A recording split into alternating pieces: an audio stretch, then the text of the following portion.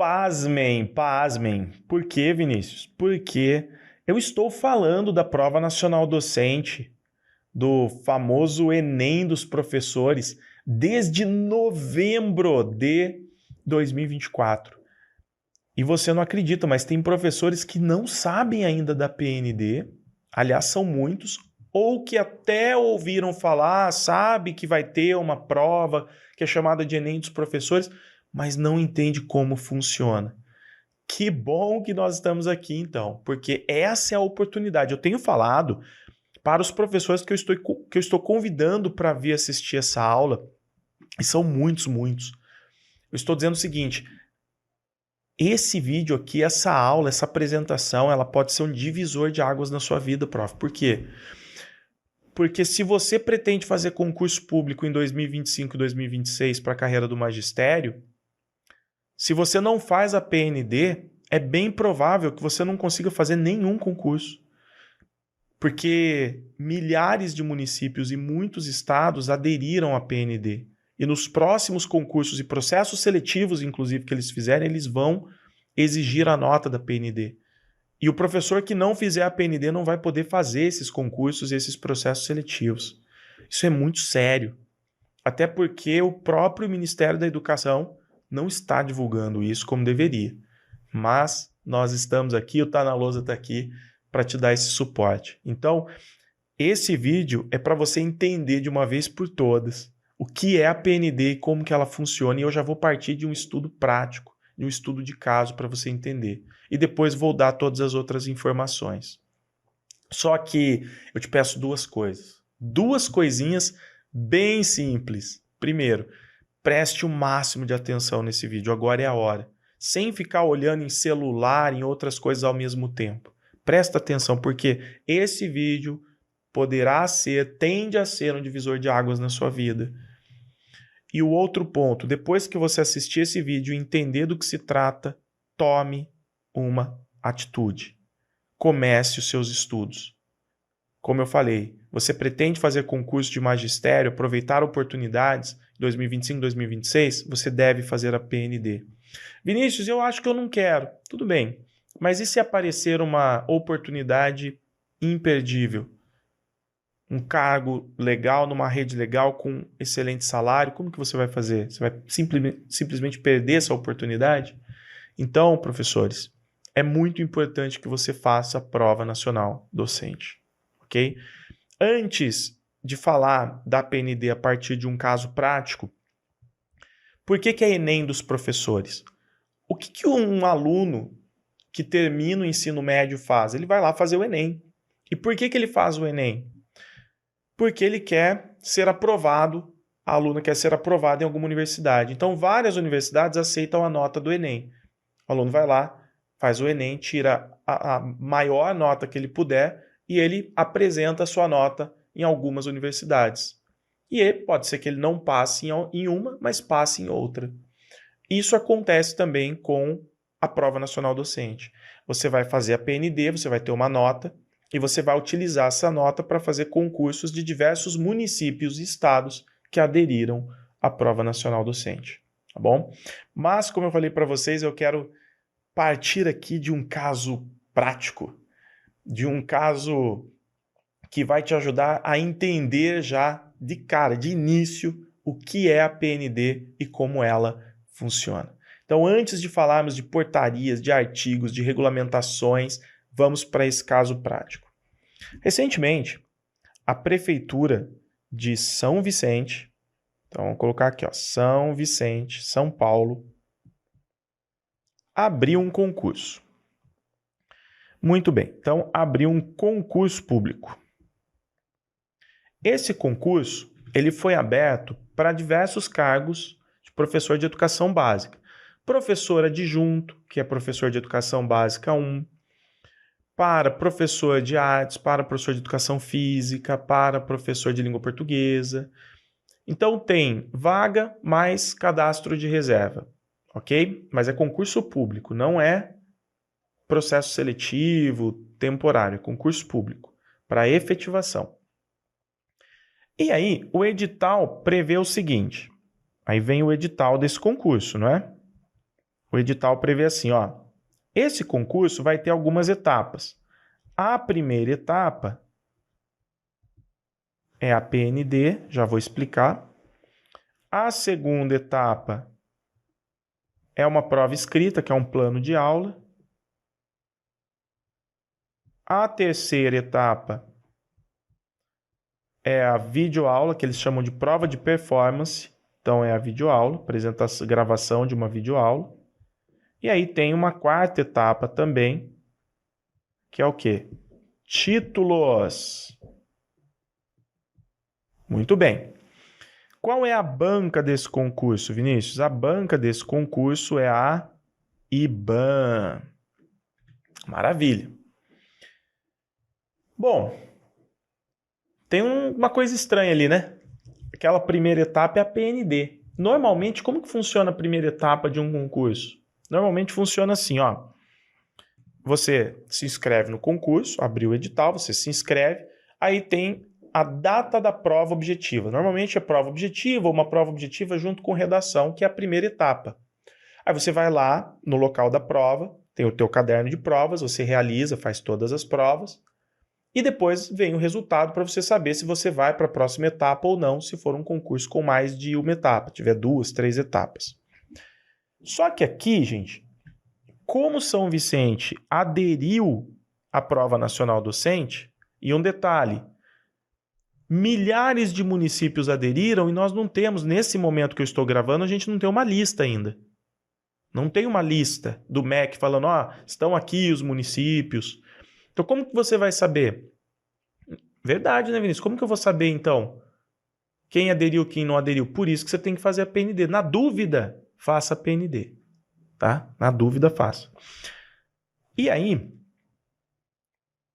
a primeira etapa só vai participar desse concurso quem fez a PND. Por quê? Porque a primeira etapa vai ser a nota da PND. Vai ser a nota da Prova Nacional Docente. Vinícius, eu não fiz a Prova Nacional Docente. Então, você não pode fazer o concurso de São Vicente. Acontece que, nesse caso, São Vicente já se adiantou e lançou o concurso junto com o período de inscrições para a PND. Então, a pessoa vai abrir o edital de São Vicente, né, que a banca publicou, que é a IBAN, e vai ler lá. A primeira etapa, né, será a nota da PND, caráter classificatório eliminatório. Opa, preciso fazer a PND. As inscrições da PND abrem dia 14 de julho. Vou me inscrever porque eu preciso fazer a PND. Aí eu vou pegar a nota da PND depois, quando sair, no dia 10 de dezembro. Eu vou pegar a nota da PND, vou lá no site da IBAN, vou cadastrar lá e a partir disso vai sair a classificação para a segunda etapa do concurso de São Vicente. Ok? Maravilha.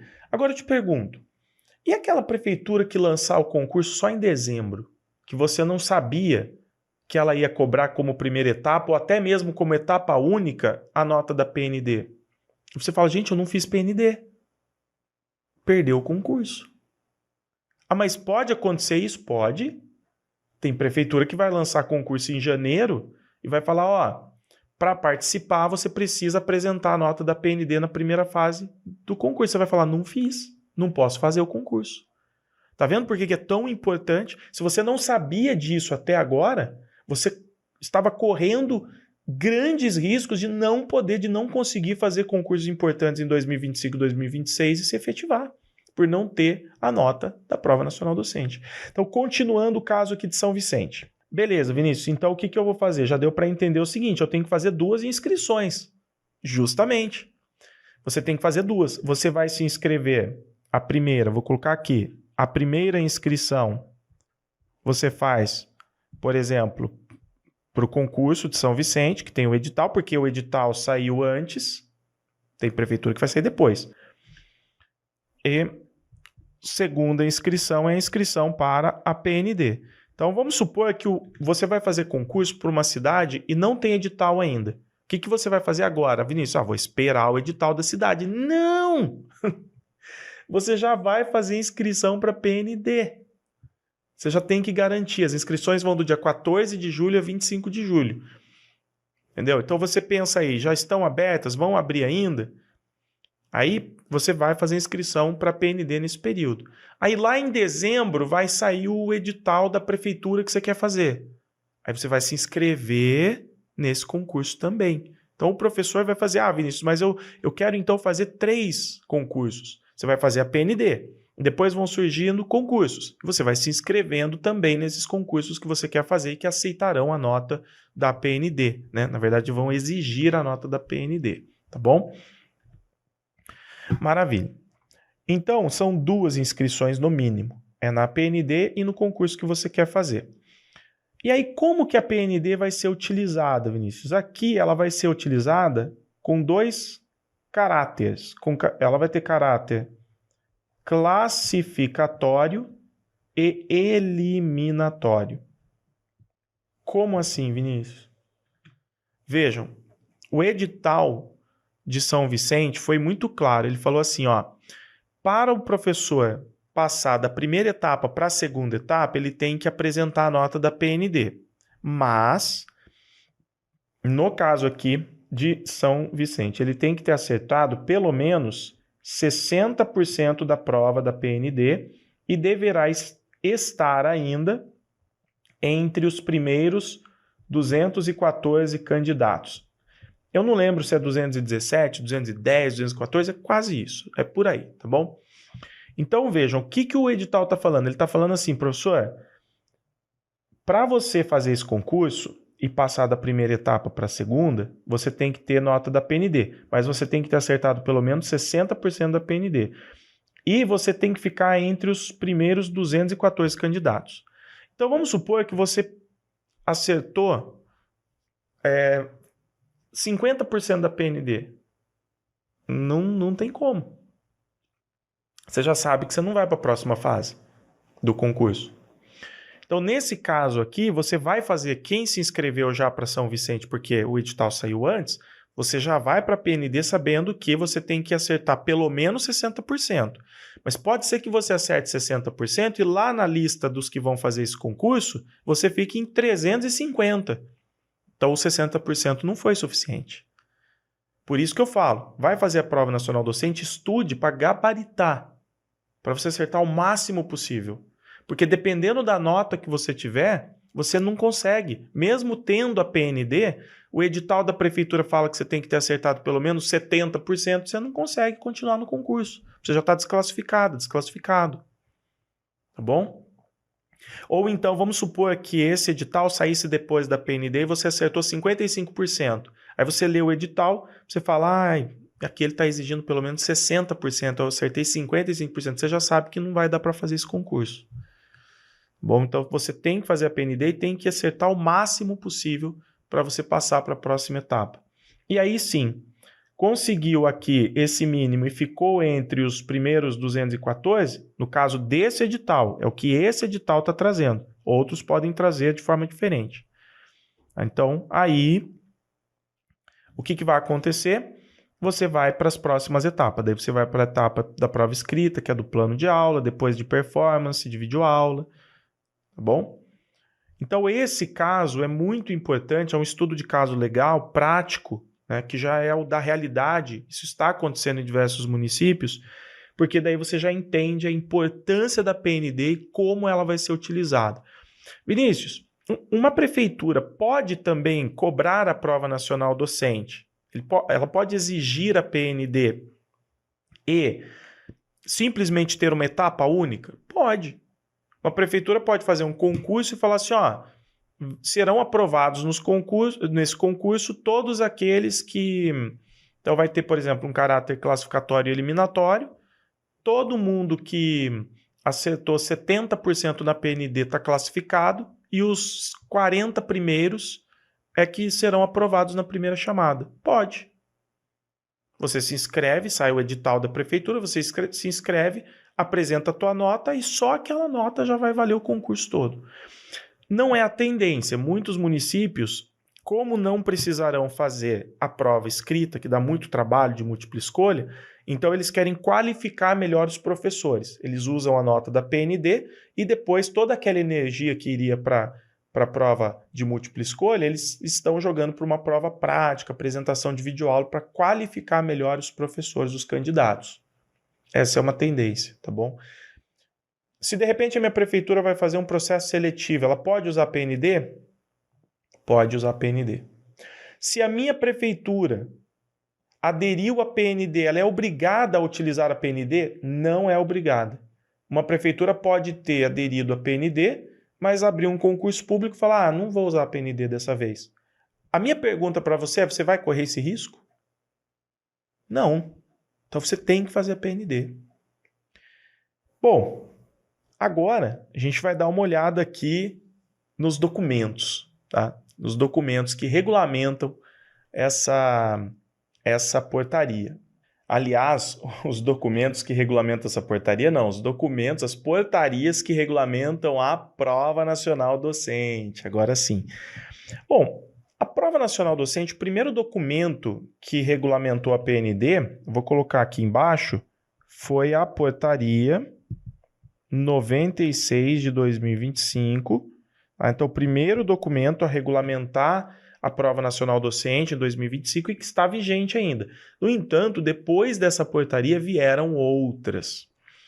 Então, nós temos aqui uma muito recente, né, que surgiu no final de maio, que é a Portaria 399 de 2025. Lá no artigo 5º, ela diz assim: a PND será realizada com observância aos critérios definidos para o ENAD, estabelecidos no âmbito do Sistema Nacional de Avaliação da Educação Superior, os SINAES, para as áreas das licenciaturas ENAD, das licenciaturas, né, no caso ENAD das licenciaturas, não estando vinculada às regras dos concursos e processos seletivos estabelecidas pelos entes. O que ele quer dizer? Ele quer dizer o seguinte, esse artigo diz assim, e inclusive você já entenda que a PND, a prova da PND é a mesma prova do ENAD de licenciaturas.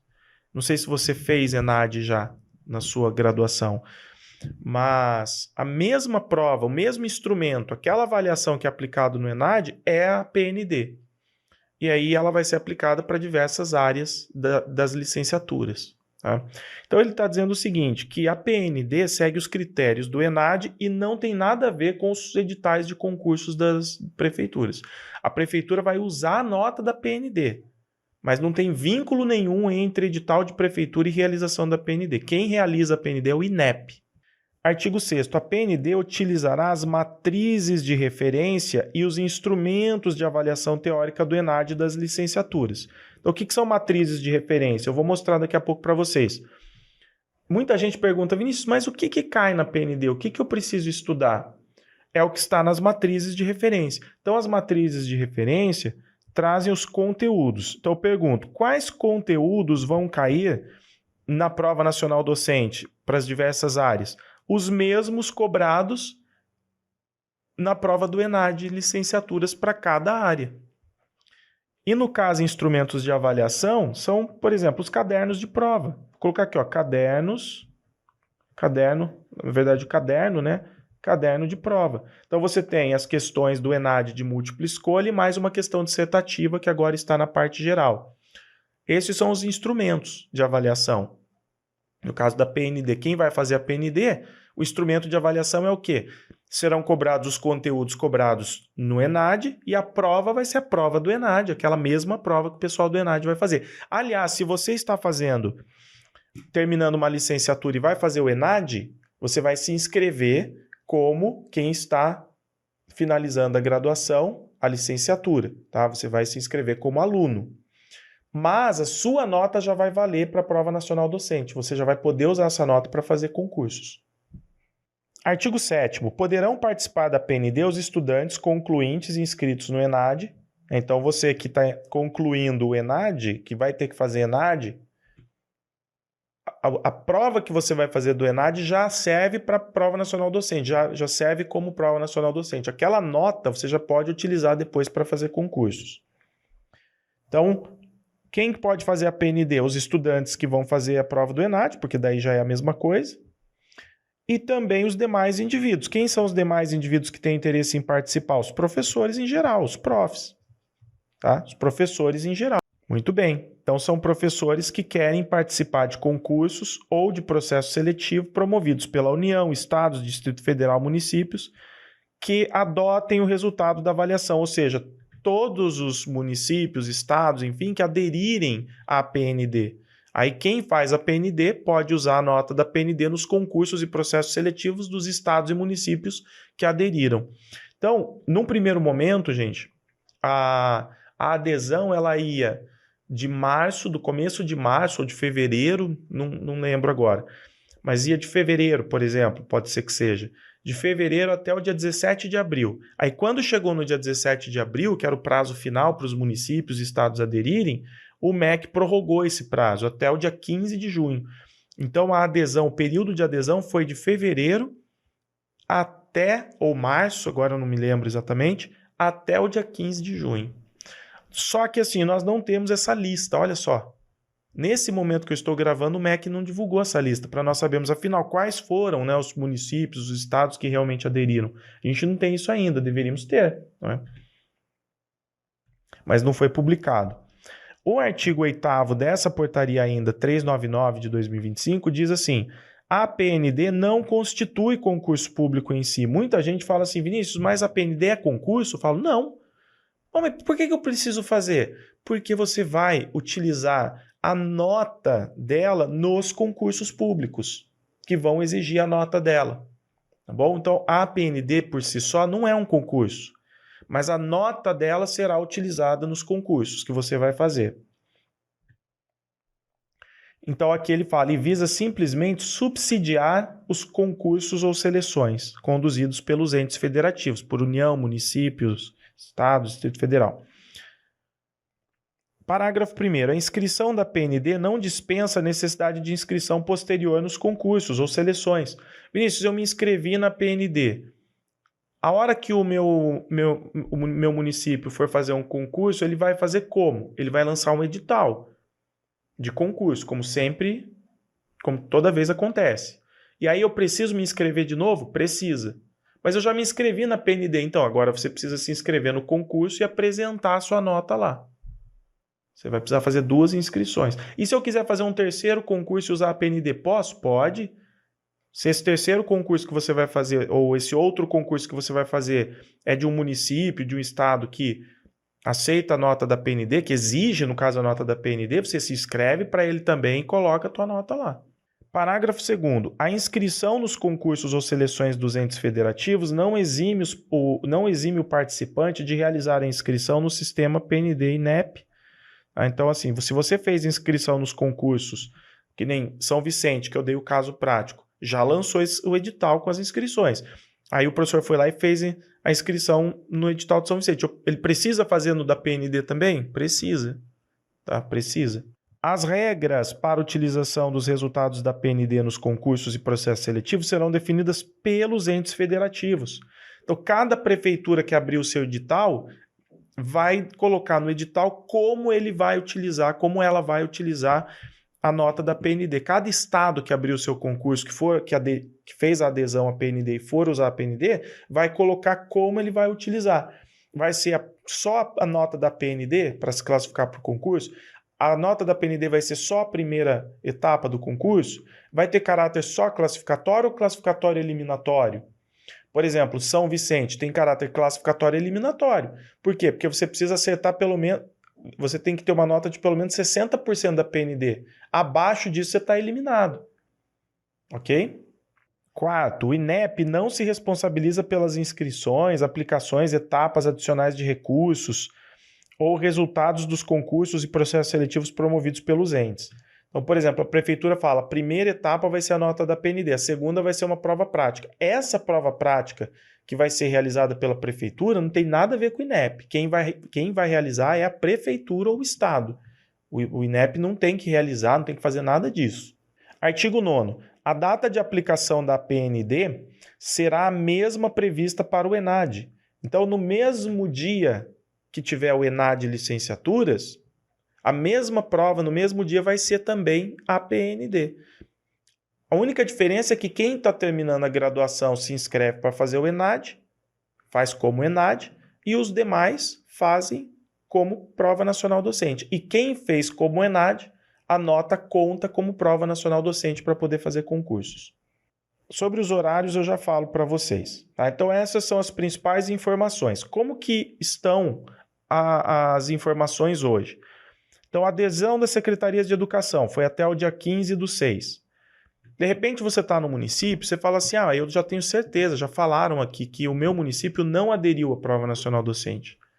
Beleza, o teu município não aderiu. Se ele abrir um concurso, ele vai fazer do modo tradicional, como sempre acontece. Não vai ser pela PND, você não precisa fazer PND. Tem casos assim? Tem, óbvio. Foram mais de 1.000 municípios que aderiram. Né? Então a gente não sabe exatamente, 1.200, 1.300, 1.400. Mas veja, no Brasil são 5.000 municípios. Então muitos municípios não aderiram. No entanto, tem muitos municípios muito pequenos que às vezes nem concursos públicos fazem também. Tem isso, né? Então, acredito que os principais municípios do país aderiram. E estados também. Mas a adesão foi até o dia 15/6. E agora, Vinícius, o município que não aderiu, ele pode voltar, ele pode aderir futuramente? Pode, mas aí o MEC vai lançar esse período de adesão novamente, provavelmente o ano que vem. Cadastro do edital de seleção pelos entes. Então, em tese, gente, o município que aderiu, ele já teria que lançar um edital até o dia 25/6. Então, teve município que fez isso, um ou outro. A maioria, não.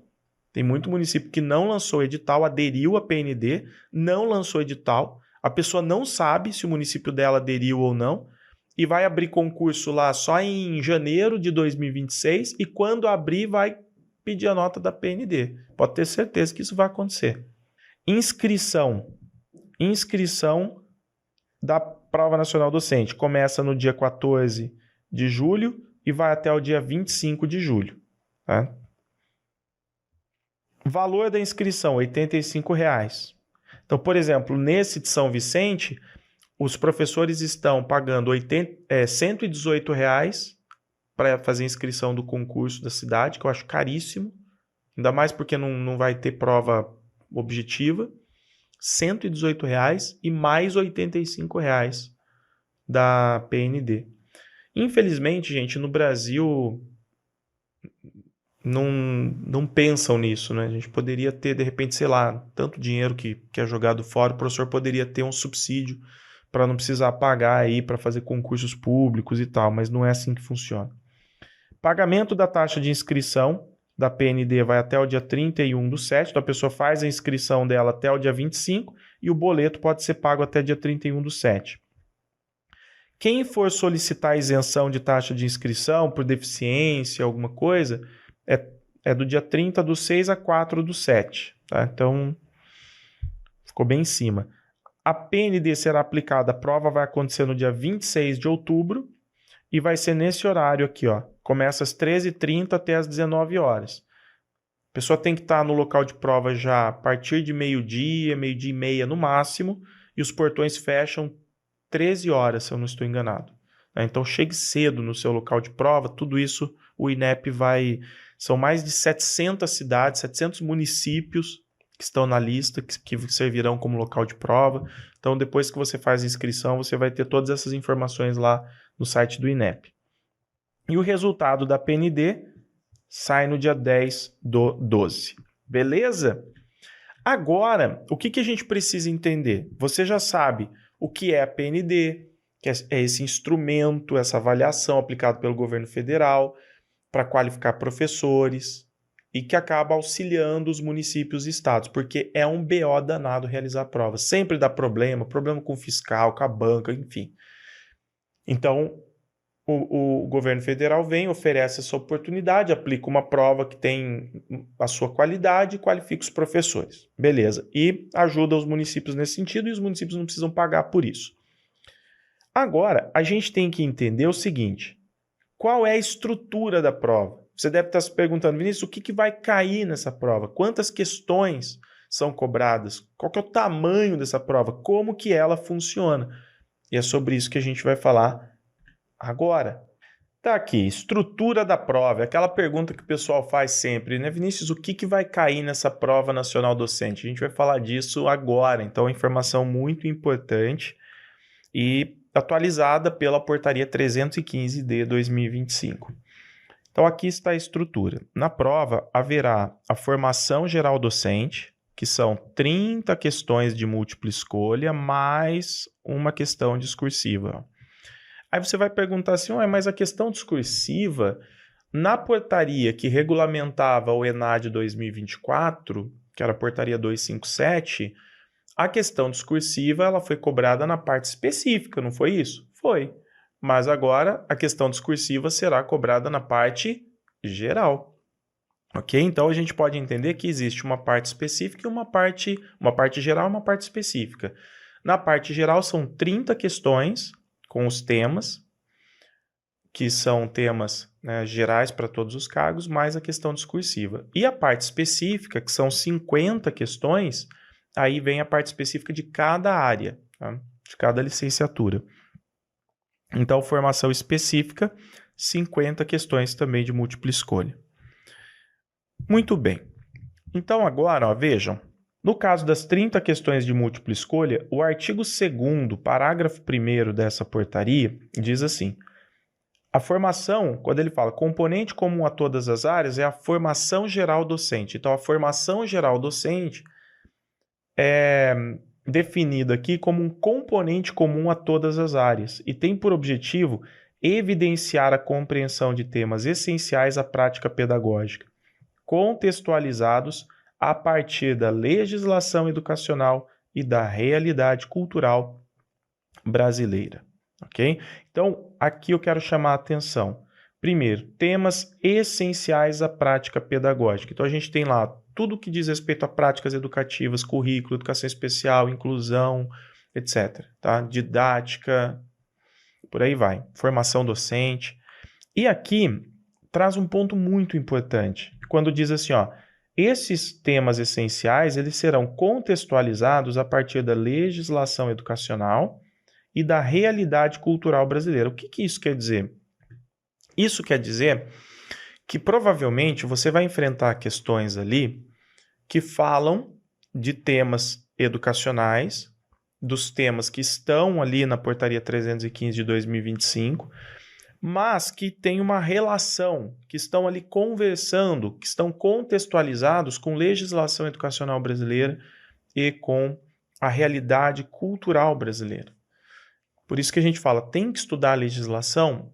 Tem. Não está expresso ali LDB, PNE, né, Plano Nacional de Educação, os artigos da Constituição Federal sobre Educação, algumas diretrizes curriculares, não está expresso aqui, mas sim, elas podem aparecer na tua prova. Esses conteúdos podem aparecer, tanto na parte geral como também na parte específica. Na parte específica mais de pedagogia, né? Mas podem aparecer, tá? Então tem que ficar muito atento, muito atenta a isso. Por isso que no nosso preparatório a gente toma esse cuidado de colocar a legislação ali, porque a gente sabe, óbvio, não tudo de legislação educacional, até porque é muita coisa, mas os pontos importantes estão ali, porque a gente sabe que pode cair numa prova. Agora aqui, sobre a questão discursiva. Muita gente tem dúvida, aliás, aqui nesse vídeo a gente vai falar sobre questão discursiva. Eu vou mostrar para vocês um estudo de caso aqui, a gente vai resolver e eu vou responder para vocês, nós vamos falar tudo, você vai ter um encaminhamento aqui para a questão discursiva. Mas nesse primeiro momento a gente precisa entender assim, o artigo 2º, parágrafo 2º da portaria 315 fala: a questão discursiva do componente formação geral docente, além de abordar aspectos envolvendo situações, problema e estudos de caso afeitos aos objetos do conhecimento da área, também avalia aspectos como clareza, coerência, coesão, estratégias e por aí vai. Ou seja, lá provavelmente o INEP vai trazer para você o quê? Uma situação, problema ou um estudo de caso. E aí você vai ter que responder. Muita gente me pergunta, mas Vinícius, fazer redação, aí você tem que fazer introdução e desenvolver e colocar os seus argumentos. Calma, porque não é esse tipo de dissertação, não. Nesse caso, você está pensando num texto dissertativo argumentativo, em que você precisa, já na introdução, falar do tema, apresentar sua tese e também apresentar os tópicos frasais que serão desenvolvidos depois nos parágrafos de desenvolvimento. Não é esse o caso. Aqui a resposta é uma resposta técnica. É um texto dissertativo expositivo. Você lê o caso proposto, responde tecnicamente com base nos conteúdos que você está estudando nas aulas, ok? Então, isso é muito importante. E, obviamente, além do conhecimento técnico, você será avaliado com relação à tua escrita. Se você escreve bem, com clareza, com objetividade. Continuando. Áreas relativas ao grau de licenciatura. Então, o que significa isso? Por que isso é tão importante? O pessoal fala, Vinícius, eu posso fazer a prova nacional docente? Qual que é a tua formação? Pedagogia? Deve fazer. Então, haverá aplicação de ENAD e PND esse ano, em 2025, para a área de pedagogia? Sim. Geografia? Sim. Computação? Sim. Educação física? Sim. Então, são essas áreas. Então, na edição 2025 da PND e da Prova Nacional Docente, são essas as áreas que poderão fazer. Aqui está o problema. Na parte de artes, vai ter apenas artes visuais. Então, tem muitos professores de artes que estão insatisfeitos, né? Então, foram impactados. Pô, mas eu não vou poder fazer? Não, só artes visuais, tá? Que é o que trouxe aqui. Muito bem, então essas são as áreas. Se você é de alguma dessas áreas, você poderá fazer a Prova Nacional Docente na edição 2025. E eu falo, né, não é só poderá, você deverá, porque é aquela coisa. Eu vou repetir, porque essa informação é a mais importante de todas. Se você quer fazer concurso público de carreira do magistério em 2025 e 2026... Muito bem, foi o que você disse aí. Você deve fazer a PND. Você deve. Por quê? Vinícius, mas eu não sei se o estado que eu quero vai cobrar a PND. Eu não sei se o município que eu quero vai cobrar a PND, se aderiu ou não. Por isso mesmo que você deve fazer. Porque você deve se antecipar, você deve ser uma pessoa precavido nesse momento. Bom, com relação à formação geral, quais são os conteúdos? Esses conteúdos da formação geral docente, eles estão na portaria 315 de 2025. Tá? Então, essa é a parte geral. Os conteúdos específicos estão nas suas respectivas portarias, que eu vou mostrar aqui para vocês a de pedagogia, mas aí você precisa das outras portarias, tá bom? Então, eu vou disponibilizar um e-book. Esse e-book tem as principais informações da PND e do edital da PND esquematizados e tem as portarias de cada área. Então, a minha área é geografia, tem a portaria onde você vai encontrar os conteúdos de geografia, por aí vai, tá bom? Então, quais são os conteúdos aqui da formação geral? Isso aqui é comum para todos os professores. Então, a prova do ENAD Licenciaturas, no componente de formação geral docente, então lembrando que essa prova do ENAD é a mesma para a prova, né, é a PND, é a mesma prova para a prova nacional docente, tomará como referencial os seguintes objetos de conhecimento. Então vai cair tudo isso aqui, ó. Filosofia da educação, história da educação, sociologia da educação, psicologia da educação, teorias pedagógicas, didática e metodologias de ensino, teorias e práticas de currículo. Olha lá, ó. Educação especial e inclusiva entra aqui. Letramento científico, que diz respeito à parte de pesquisa, entra aqui. Libras, cultura e identidade surda, entra na parte geral. Mas, Vinícius, eu não sou da área de educação especial, eu não sou professor de atendimento educacional especializado, não tem problema, você tem que estudar todos esses conteúdos aí. Tá? Educação especial, inclusão, Libras. Outra coisa importante, ó, educação para as relações étnico-raciais. Esse tópico é muito importante. Aqui tem educação, inclusão e direitos humanos, educação socioambiental, gênero e sexualidade, histórias e culturas africanas, afro-brasileiras e indígenas. Ou seja, o que está muito forte nessa parte aqui? Diversidade. Se diversidade está muito forte nessa parte, grandes chances, lá dentro das 30 questões, grandes chances de você ter o quê? Questões sobre diversidade. Tem ali 4, 5 questões sobre diversidade, uma envolvendo currículo, a outra envolvendo movimentos, a outra envolvendo direitos, etc. Tá? E Para a parte geral, a gente também espera uma prova interpretativa, uma prova que você vai ter que, de repente, interpretar um gráfico, uma tabela, enfim, interpretar alguma coisa para responder. E aí, para responder a questão, você vai juntar tanto o seu conhecimento técnico, como também sua capacidade de interpretação. Por isso, que nos preparatórios do Tá na Lousa, para a Prova Nacional Docente, nós temos um módulo de interpretação de textos verbais e não verbais. Tá? Então, esse módulo é justamente para te preparar, não só para acertar questões, conteúdos técnicos, mas para você também aprimorar sua capacidade de interpretação de textos e para você ler bem as questões, porque não acredito que serão questões muito difíceis. Acredito que pelo menos metade da prova será fácil.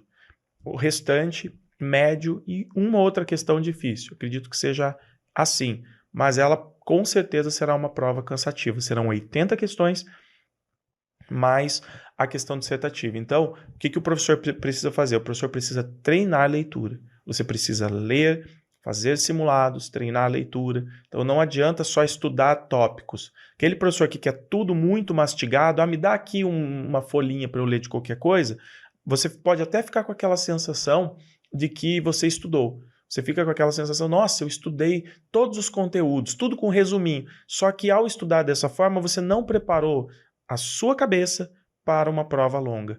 Então, mesmo que você tenha estudado tudo, você não está preparado, inclusive fisicamente, para fazer uma prova longa. E você tem grandes chances, então, de do meio da prova para frente começar a errar questões fáceis.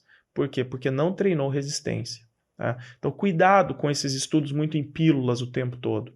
Cuidado com isso. Você precisa ter resumos rápidos? Precisa, mas você precisa ter a leitura densa também. Você precisa sentar, às vezes, para resolver muitas questões também, tá? Muito bem.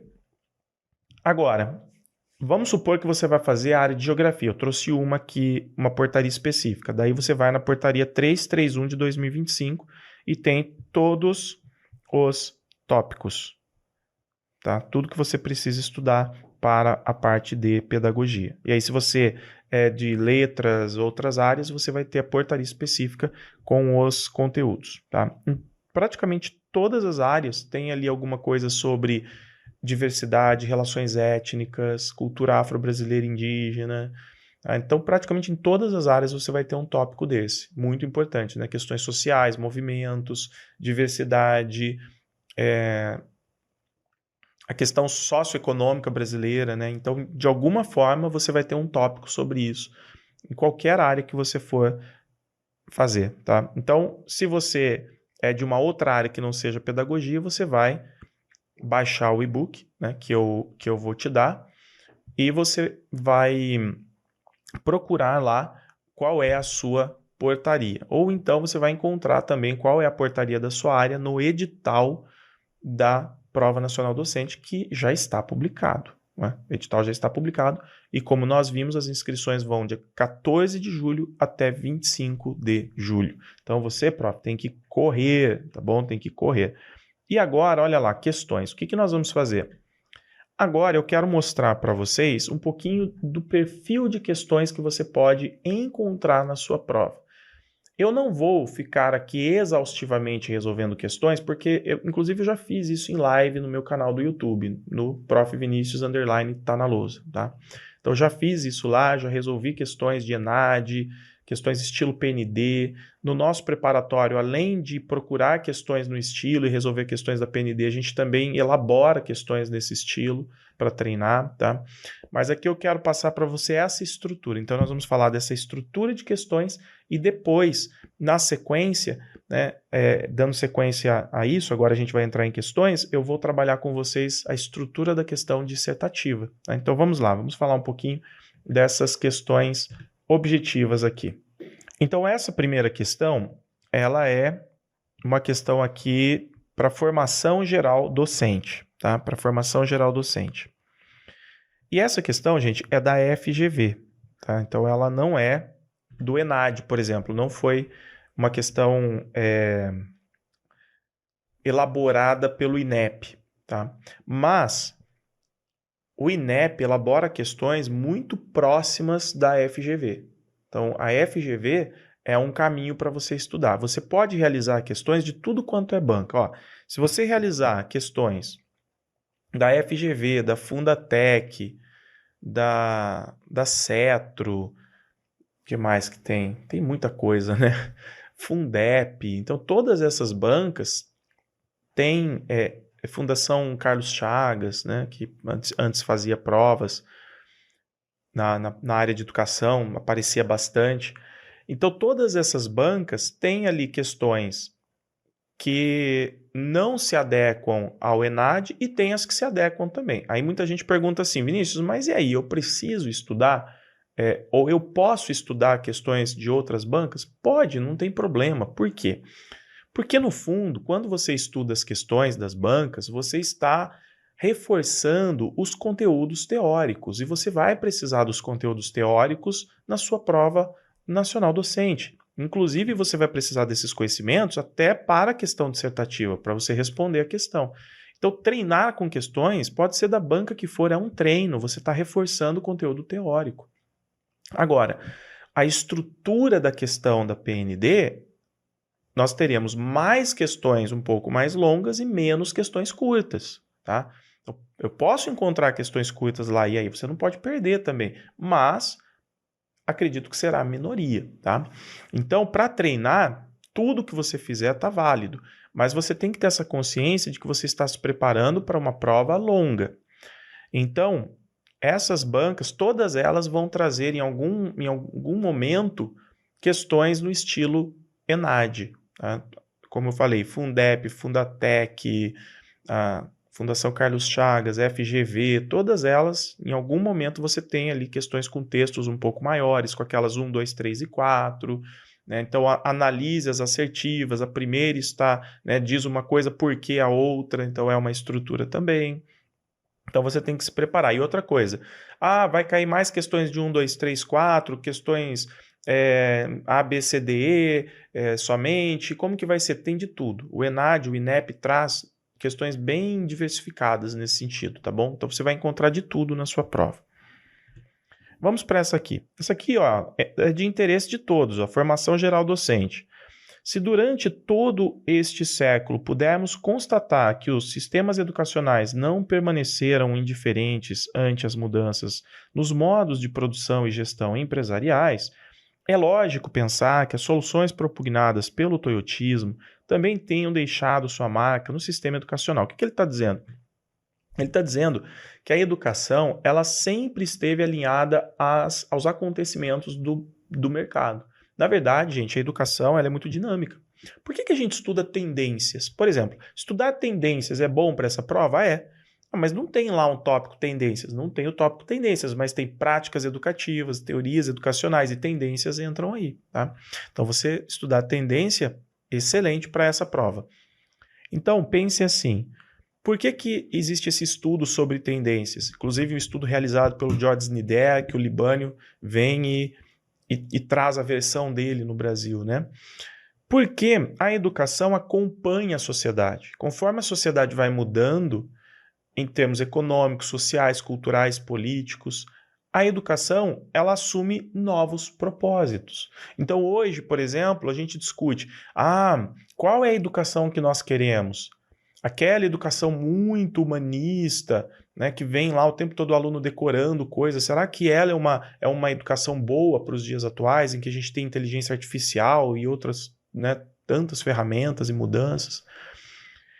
E aqui no caso do texto, ele está dizendo o seguinte, que a educação sempre dialogou com o mundo empresarial. Então, conforme a sociedade vai se tornando cada vez mais produtiva, pensa o Brasil, por exemplo, foi se tornando cada vez mais um país mais industrializado, mais produtivo, a educação foi se ajustando, os propósitos, as finalidades, os objetivos educacionais foram se ajustando ao mundo empresarial, ao modelo econômico, a ponto de nós entendermos, por exemplo, no tecnicismo dos anos 70, que a escola deveria funcionar como uma empresa para ela garantir a eficiência, né? Então, vamos lá. Aí vem a sequência aqui, ó, um texto de Santo Tomé, tá? Então, Jorge Torres Santo Tomé, que é o texto Globalização e Interdisciplinaridade, o currículo integrado. Aqui o pessoal sempre me pergunta assim, né? Eu respondo muito isso no Instagram. Professor, quando eu vou estudar para a prova nacional docente, eu posso estudar por livros de autores? Pode. Por exemplo, o livro Didática do Libânio, excelente. O livro Avaliação da Aprendizagem do Lucchesi, excelente. Né? A avaliação mediadora da Jussara Hoffmann, excelente. Então, livros do Philippe Renaud sobre formação, livros do Gadotti sobre políticas educacionais, fundamentos da educação, livros do Saviani, Pedagogia Histórico-Crítica, História das Ideias Pedagógicas no Brasil, do Saviani, todos esses livros são excelentes. Só que é óbvio, você vai estudar um calhamaço de livros. Todos eles, as ideias que estão nesses livros, podem aparecer na tua prova, mas não vai aparecer um trecho do livro. Isso não vai aparecer na tua prova. As ideias que eles trabalham, sim. E no caso, é muito comum, nesses textos de apoio, esses autores serem citados, textos famosos, artigos famosos serem citados nesses textos de apoio, tá bom? Então, são bases para você estudar os conteúdos. Vinícius, é muito difícil ter muitos livros, é complicado ficar buscando artigos, então eu vou te falar para você fazer os preparatórios do Tá na Lousa, porque você tem tudo, está tudo esquematizado. Tá? Você só vai sentar, abrir a plataforma e estudar aula a aula, porque na organização da aula dos materiais a gente já usa essa coletânea, eu tenho facilidade, eu e os demais professores, a gente trabalha com isso, a gente tem muita facilidade em produzir aula, eu vou produzir aula, eu pego uma coletânea de livros, então eu vou produzir aula, por exemplo, sobre tecnologias da informação da comunicação, metodologias, né, ativas, aqui ó, eu já tenho minha biblioteca. Isso aqui são alguns livros só. A gente tem uma biblioteca com centenas de livros aqui. Então a gente tem facilidade de pegar o filé do assunto, né, aquilo que mais cai, o autor mais relevante, e colocar no material. Ok? Então vamos lá, voltando para a questão. Ele coloca assim: para compreender as reformas e inovações educacionais, é preciso desvelar as razões e discursos nos quais se baseiam. Tanto as políticas de reforma educacional oriundas da administração quanto as modas pedagógicas estão impregnadas de discursos, ideais e interesses, gerados e compartilhados por outras esferas da vida econômica e social. Olha que interessante. O Jorge Torres Santomé, gente, é um crítico, tá? A gente pode dizer que é um progressista. Então ele vai fazer uma análise crítica dessa educação que se alinha ao mundo econômico o tempo todo. E ele usa duas palavras aqui, uma expressão, que são as modas pedagógicas. Quando ele fala modas pedagógicas, é em tom de crítica. Tá? Você precisa ter essa leitura. Ele está fazendo uma crítica, esses modismos. Agora tem tablet na escola, agora é não sei o que nas escolas. Então, muitas vezes, as tecnologias, inclusive, elas aparecem dentro de sala de aula não para otimizar um processo, não para serem aplicadas de forma crítica, mas como um modismo, para atender anseios do mercado, os diversos anseios do mercado, de forma aligerada, apressada. E isso, né, sempre carregado ali de discursos, ideais, interesses. Muito bem. Se as crises nos modelos de produção e distribuição capitalista vão sendo resolvidas gradualmente, em um primeiro momento, mediante a aplicação de princípios tayloristas e fordistas, que é a organização dos processos, né? Então, para uma empresa funcionar, produzir, crescer, ela tem que ser muito organizada de acordo com essas teorias. Ela tem que ter um processo de produção. E a escola, então, para ser eficiente, para formar boas mentes e profissionais, ela precisaria fazer o quê? Ela precisaria ter também a sua linha de produção, né? O seu sistema de organização, e há um alinhamento, então, entre escola e empresa.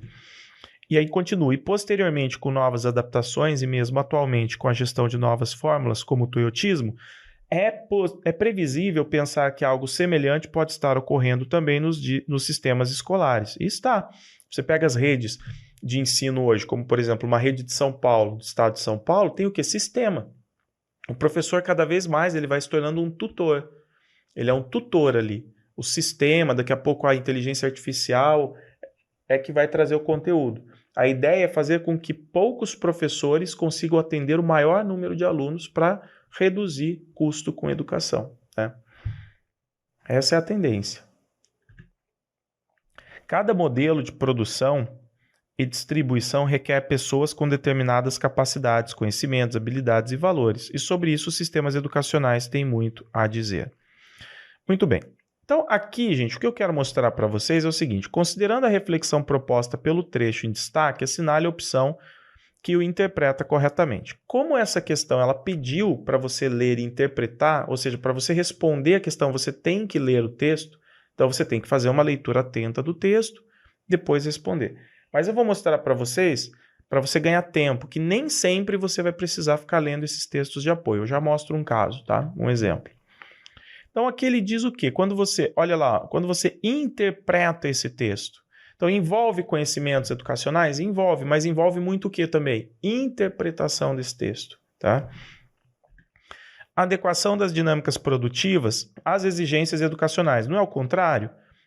Então não é adequação da educação, dos processos educacionais às dinâmicas produtivas, é o contrário. Sobreposição das políticas educacionais em detrimento das pressões do mercado? Não, é o contrário, é sobreposição das pressões do mercado em detrimento das políticas educacionais. As políticas educacionais só existem para atender às pressões do mercado, né?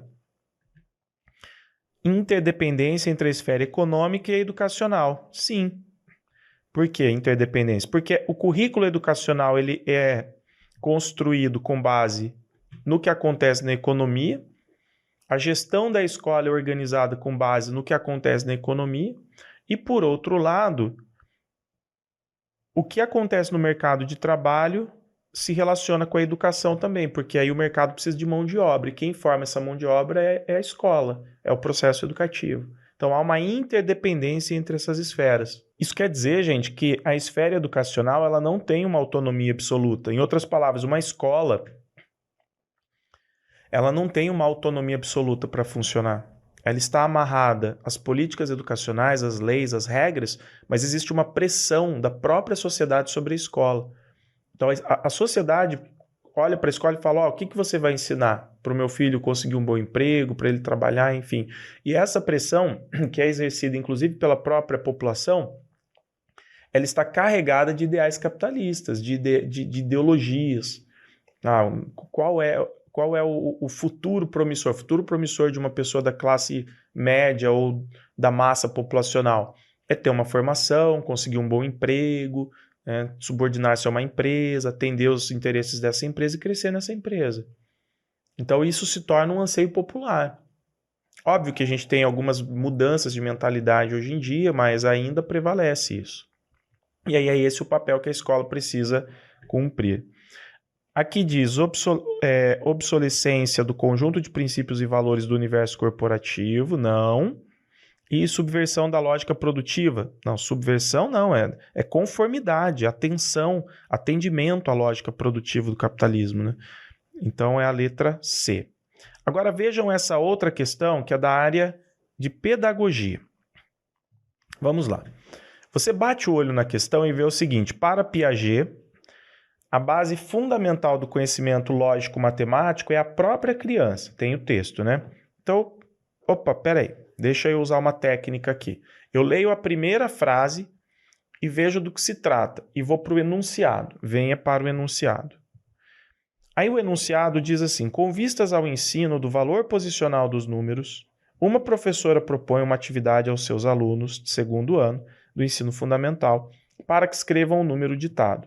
Ela dita 2.894, olha aqui a oralização, e em seguida observa que a maioria das crianças escreveu dessa forma, porque ele escreveu como ouve, né? Ele representou o número não a partir das posições dos números. Não foi assim. Foi com ele oralizou e escreveu a partir da oralização. Então ele escreveu 2.894. Isso acontece com crianças. Você vai estudar, por exemplo, você que é da área de pedagogia, vai estudar lá a Constance Camille e outros autores do ensino de matemática que escrevem a partir de Piaget, eles vão ensinar isso. Aí o que eu quero dizer para você, isso vai acontecer em outras áreas. Então você que é de letras, você que é de matemática, de outras áreas, isso vai acontecer na tua prova. O que você percebeu? Que você não precisa ler isso aqui. E isso, pessoal, vai acontecer várias vezes, tá bom? Vai acontecer várias vezes. Em diversos momentos, você não vai precisar ler esse texto de apoio. Então, você vai usar essa técnica. Essa técnica que eu falo, a técnica da aceleração, né? Então, você lê a primeira frase, tá falando de Piaget, né, e do conhecimento lógico-matemático. Não lê tudo, vem. Consigo resolver a questão, entender? Consigo. Eles não estão conectados, uma coisa não depende da outra. Tá? Então, você fala, nem vou voltar para isso aqui, já entendi do que se trata. Aí vamos responder. Considerando as ideias de Piaget e as expostas no texto, que você nem precisa, assinale a opção. É óbvio, se você perceber, não, eu preciso voltar ao texto, daí você volta, mas muitas vezes você não precisará, vai resolver a questão e vai ganhar tempo. Então, ele quer a correta. A escrita numérica das crianças se desenvolve por meio de experiências pedagógicas estabelecidas em sala de aula que priorizam a reprodução de atividades lógico-matemáticas. Então, não é essa a resposta, né? Não é, porque o que o caso está mostrando? Que a professora ditou um número e as crianças escreveram do jeito delas. E o jeito delas ainda não se alinha ao pensamento lógico-matemático. Você fala, Vinícius, como que eu vou saber disso? Você vai estudar. Se você é da área de pedagogia, você vai estudar isso comigo. Eu vou te ensinar e você vai consciente para isso. Se você é de outra área, eu só estou dando um exemplo aqui. Você vai encontrar isso na sua área também. E aí você vai resolver a questão, que é a B, a alternativa. As crianças escrevem a partir de suas hipóteses. Assim, a escrita numérica é resultado de uma correspondência com a numeração falada, o que as leva a criar notações não convencionais. A criança, a notação, a forma como ela escreve o número é não convencional, é a partir da hipótese dela. De acordo com o que ela ouviu, ela acha que escreve daquele jeito. E esse é um ponto de partida para a aprendizagem da linguagem matemática. Tá? O professor vai ajudando a criança a aprimorar essa escrita posteriormente, e a partir disso ele vai trabalhar posição dos números, né? Muito bem. Agora, você sabe que, independentemente da sua área, se você é de educação física, qualquer outra área, construtivismo está presente, pensamento progressista está presente, essas bases estão. Então, em todas as áreas vai ter um momento que você vai falar de práticas educativas e vai entender que o seu aluno ele começa a se relacionar com o conteúdo, aprender aquele conteúdo a partir dos seus conhecimentos prévios e das próprias hipóteses que ele levanta, né? Muito bem, visto isso, agora a gente precisa falar do quê? Da questão discursiva, né? Então vamos para a questão discursiva, que eu vou trabalhar um caso aqui com vocês, nós vamos ler, nós vamos entender a estrutura e eu vou responder ela. Vamos lá. Então o que nós temos aqui nessa questão discursiva? Vejam, textos de apoio. Essa questão, aliás, ela foi cobrada no ENAD 2021. Tá? Então é mais ou menos o modelo, a estrutura que pode aparecer na sua prova. Depois, vem ali as perguntas e o espaço para você responder. Aqui, no caso, rascunho, e depois a questão, a resposta, né? A resposta definitiva que você vai escrever dentro desse espaço aí para 15 linhas. Então, assim, lá na PND, em outubro, o que nós estamos esperando? Um estudo de caso, um problema para ser resolvido, para você responder em até 15 linhas, e que provavelmente vai ter um texto de apoio e, de repente, um texto e uma charge, 2 textos, 3 fragmentos de texto. É o que nós estamos imaginando que vai aparecer realmente, tá bom? Um ponto importante aqui, ó, nesse espaço, quando está lá rascunho, você pode usar e abusar. Então, você vai fazer anotações, você vai escrever, você vai rascunhar, para depois, lá no espaço da resposta definitiva, você não errar, para você responder tudo certinho, ok? Então, você deve usar o rascunho. Vou dar uma dica. Primeiro, 2 coisas que você não pode fazer. Você não pode copiar trechos dos textos de apoio, porque isso pode ser considerado como um plágio. E você não pode também copiar trechos das perguntas e textos lá da prova de múltipla escolha. Imagine que você tem lá questões sobre inclusão, sobre educação especial, que tem tudo a ver com essa proposta aqui de texto, de questão discursiva. E aí você fala assim, opa, tem uns trechos aqui que eu posso utilizar na minha resposta. E vai lá e pega aqueles trechos e coloca na tua resposta. Isso é plágio. É óbvio que se você pegar a ideia, reescrever com as suas palavras e tiver relação com a questão discursiva, beleza, é uma estratégia, você pode fazer isso. Então, qual é a dica que eu dou?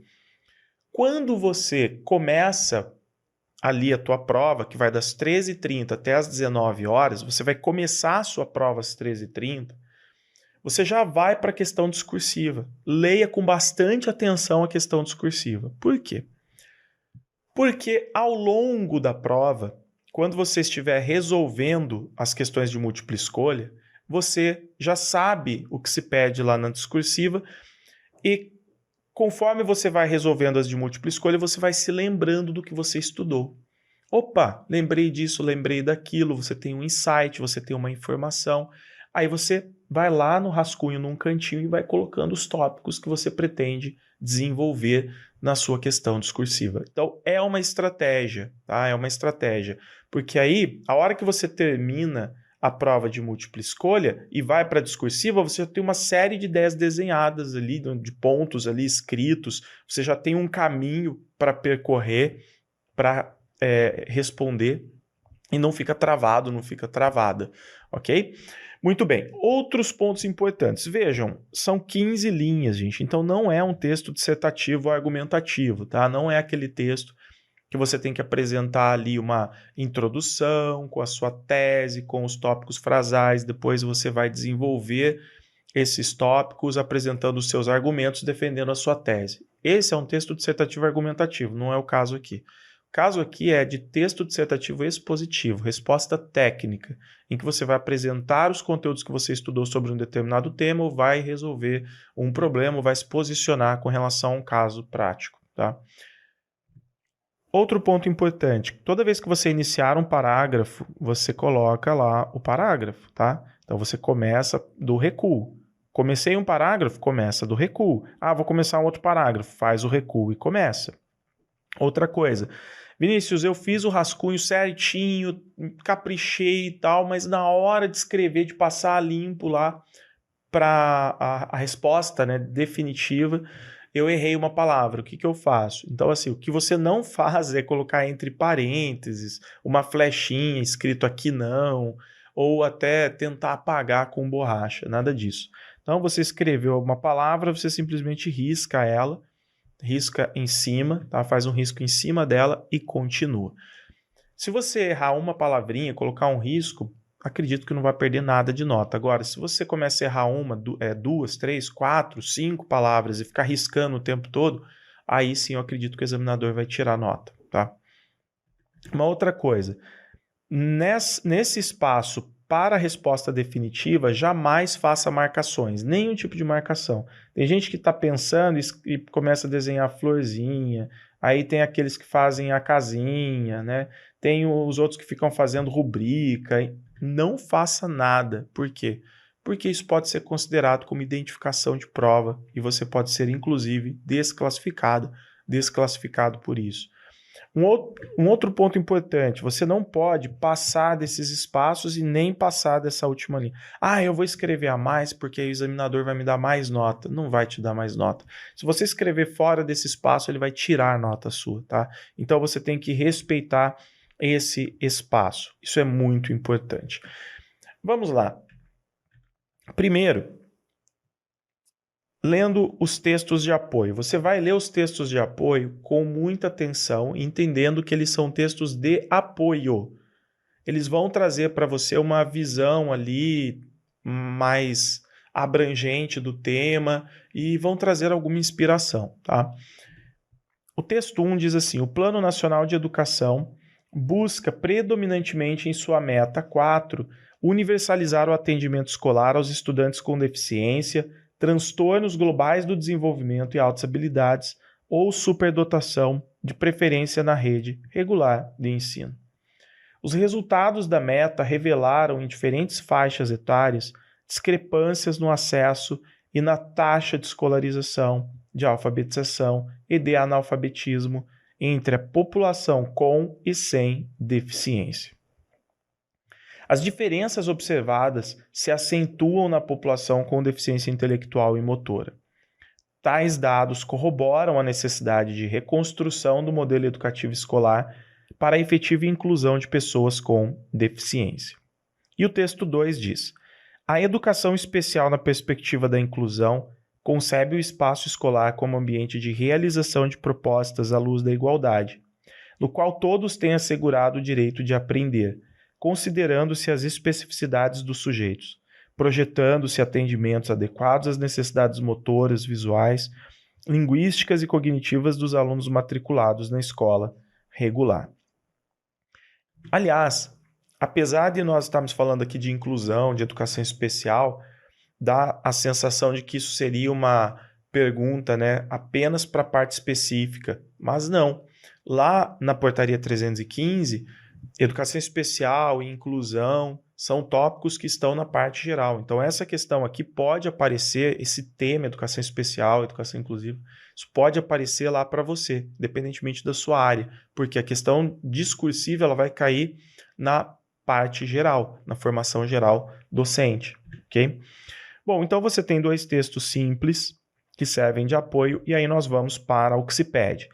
A partir do tema abordado nos textos 1 e 2, faça o que se pede nos itens a seguir. A. Com base no contexto escolar, discorra sobre a relação entre o direito de aprender e a educação inclusiva. E B. Cite e descreva duas ações relevantes para a implementação de um projeto educativo fundamentado nos princípios de inclusão escolar. Primeira coisa que eu vou falar para vocês é o seguinte. Você pode, de repente, colocar a letra A, responder, letra B e responder? Até pode. Mas o que eu te sugiro é você fazer um texto, no caso, tem 2 itens para responder, coloca 2 parágrafos e cria um texto ali coerente e com coesão, tá? Então, você no primeiro parágrafo, você mostra que você vai responder o item A, no segundo você mostra que você vai responder o item B e você junta ali, você une, deixa um texto com coesão, um texto objetivo, com coesão e com coerência, tá? Outra coisa, não adianta ficar divagando. Tem gente que fala assim, Vinícius, corrige dá uma olhada na minha prova de redação para mim, por favor. A banca me deu 1, 2, 0, mas eu escrevi um monte de coisas. Eu quero entrar com recurso. Aí a hora que você vê, a pessoa realmente, ela escreveu um monte de coisas, mas ela não respondeu o que a banca pediu. Às vezes ela escreveu um monte de coisas totalmente corretas. Então, ela, numa questão como essa, ela fala lá uma série de... escreve uma série de conteúdos, de informações, né, que dizem respeito à educação inclusiva, à educação especial, fala um monte de coisas, mas não responde aquilo que está sendo pedido. Então a nota é 0. O examinador não vai ficar, deixa eu considerar isso aqui, porque a pessoa sabe o que é educação inclusiva. Não vai ficar considerando isso. Ele vai simplesmente olhar, não respondeu o que eu pedi, e vai dar a nota 0, tá? Por isso que essas duas perguntas, elas são muito simples. Eu vou dar um exemplo aqui de resposta para vocês verem. Tem tudo a ver, isso que eu vou responder aqui, tem tudo a ver com aquilo que a gente estuda durante as aulas. Então, são respostas simples, o conteúdo é simples, mas vai de forma objetiva aquilo que se pede e não tem nenhuma informação mirabolante aqui. Vejam. Aqui, vou responder a A. Um ambiente escolar comprometido com a promoção da igualdade e da equidade precisa garantir o direito à aprendizagem, considerando as particularidades de cada aluno e valorizando suas habilidades. Para isso, é fundamental oferecer respostas adequadas às diferentes necessidades motoras, visuais, comunicacionais e cognitivas dos estudantes da educação regular. Então, ele perguntou assim: com base no contexto escolar, discorra sobre a relação entre direito de aprender e educação inclusiva. O que isso quer dizer? Na educação inclusiva, independentemente da necessidade que o indivíduo apresente, eu tenho que ter um sistema escolar, um currículo e processos de ensino-aprendizagem que atendam às suas particularidades. Então, eu tenho que ter um olhar individualizado para os educandos, para as educandas. Você pode responder com outras palavras sem problema algum, mas essa é a ideia, uma ideia super simples. Até porque você tem até 15 linhas para responder e, de repente, não dá para escrever tanta coisa assim. Então, eu respondi a A e agora eu vou fazer já um link com a B.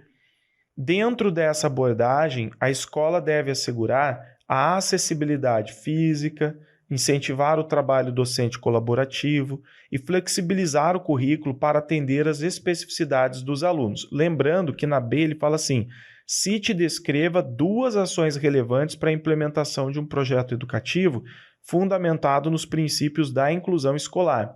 Ou seja, eu não respondi ainda. É como se eu estivesse introduzindo o parágrafo, me introduzindo a resposta para o item B. Nesse caso, 2 ações fundamentais para a construção de um projeto educativo inclusivo são a formação continuada de professores. Então, por exemplo, um projeto educativo inclusivo, o que é necessário? São N possibilidades, ele quer 2. E aqui eu coloco, nesse caso, 2 ações voltadas ao atendimento da diversidade e adoção de práticas pedagógicas diferenciadas, ou eu poderia colocar de práticas pedagógicas inclusivas. 2 pontos, né? Aliás, me desculpem, nesse caso, 2 ações fundamentais para a construção de um projeto educativo inclusivo, aqui que está certo, são a formação continuada de professores, voltada ao atendimento da diversidade e à adoção de práticas pedagógicas diferenciadas, e a implantação de serviços de apoio especializados, como salas de recursos multifuncionais que garantam suporte individualizado aos estudantes com deficiência. Nossa, Vinícius, mas é muito óbvio isso. Vejam, se você tem muitos recursos, você vai escrever, vai colocar tudo de forma clara, objetiva, né? Se esses conhecimentos que você tem, eles têm relação com aquilo que se pede, você vai colocar lá. Mas você sempre tem que ter vamos dizer assim, uma carta na manga. Poxa vida, esse assunto eu não domino tanto, mas eu consigo dar uma resposta simples, clara e objetiva e que atende aquilo que a banca está pedindo. É esse caso. Então, é óbvio que eu poderia trazer aqui uma série de informações e de conteúdos específicos, enriquecer muito essa resposta. Mas não é isso que eu proponho. A minha proposta é que você faça algo objetivo, claro, fácil para você e que tenha relação direta com aquilo que o examinador está pedindo, tá bom? Então é isso. Você interpreta as perguntas, observa que normalmente o examinador vai pedir algo muito simples, você não tem que ficar escrevendo nada muito elaborado e você vai responder em cima daquilo que se pede de forma objetiva e simples. Ok? Muito bem. E agora eu quero te fazer um convite, eu quero que você venha estudar com o Tá na Lousa, isso mesmo. Porque o Tá na Lousa é uma referência nos concursos de magistério de carreiras educacionais. São milhares e milhares de professores atendidos e milhares de professores que conseguiram a efetivação. A minha missão, a missão do Tá na Lousa e de todos os profissionais que estão aqui dentro, é efetivar professores. E nós temos feito isso ao longo dos anos. Muitas pessoas acham que é por causa das aulas. Se você segue o Tá na Lousa nas redes sociais, você já deve ter visto, lido muitos elogios que os professores deixam para o Tá na Lousa com relação a aulas, materiais, organização dos conteúdos. Mas, na verdade, o grande diferencial nosso não é isso. Aulas boas, materiais bons, esquematizados, plataforma organizada, uma IA dentro da plataforma, aulas assertivas que vão direto ao ponto e dão conteúdos que realmente caem em prova, isso é só a ponta do iceberg. Na verdade, nós entendemos que os grandes diferenciais do Tá na Lousa são 2, a nossa metodologia e os benefícios que nós te garantimos. A metodologia é o nosso método 6x, que é muito simples. Primeiro você precisa planejar e ter uma rotina, depois você vai, todos os dias, abrir a plataforma, estudar os conteúdos e vai entender. Você vai entender tudo, com aulas claras, assertivas, materiais esquematizados. Depois que você assiste uma aula e entende o conteúdo, você vai aplicar as técnicas e estratégias de estudos que nós te ensinamos. Você vai aprender com seus resumos, com técnicas de fixação, dentre outros. Então vejam que você tem aí 3 passos já muito importantes e o tempo todo nós estamos falando disso. Depois que você aprendeu, você precisa revisar e reter esse conteúdo e depois aplicar. Então você tem simulados, você tem apostilas complementares e todo o material que a gente coloca é para que você possa cumprir essa metodologia. Eu estou te dando uma ponte. Você vai sair daqui e vai chegar nesse ponto B. Esse ponto B é a sua nota uma nota excelente de preferência lá na prova nacional docente. Então, você tem que ter disciplina, mas você não precisa inventar nada, você não precisa descobrir nada, você não precisa se esforçar para ir atrás de conteúdos. Eu vou te dar tudo pronto. Você precisa ter o mínimo de disciplina simplesmente para estudar aquilo que eu estou te disponibilizando. E a cada dia que você estuda um pouquinho, o seu cérebro vai gostando desse jogo, vai gostando dessa rotina e você vai se sentindo cada vez mais preparada, cada vez mais motivada para os estudos e para cumprir a sua jornada e alcançar a sua missão, o seu objetivo, que é ter a melhor nota possível na PND e buscar a sua efetivação. E os 3 grandes benefícios que nós te garantimos, então, é a economia de tempo, de energia e de dinheiro. De tempo, porque eu sei que você não tem tempo para ficar correndo atrás de materiais, pesquisando em IA, em Google, então eu te dou tudo pronto. De energia, porque eu sei que você tem muitas tarefas no dia a dia. Então, quando você estuda um conteúdo, ele tem que estar o mais claro possível. Quando esse conteúdo está muito claro, você consegue entendê-lo com facilidade e depois aprender com facilidade. Ou seja, você está economizando energia. E eu preciso também te dar economia de dinheiro. Tudo que eu vou te entregar não vai gerar um impacto financeiro na sua vida, como acontece em outras empresas. Você vai perceber que os nossos preparatórios são extremamente eficientes e acessíveis, realmente democráticos. Ou seja, você não tem porquê, você não tem motivos para não escolher o Tá na Lousa. Tem um botão aqui embaixo.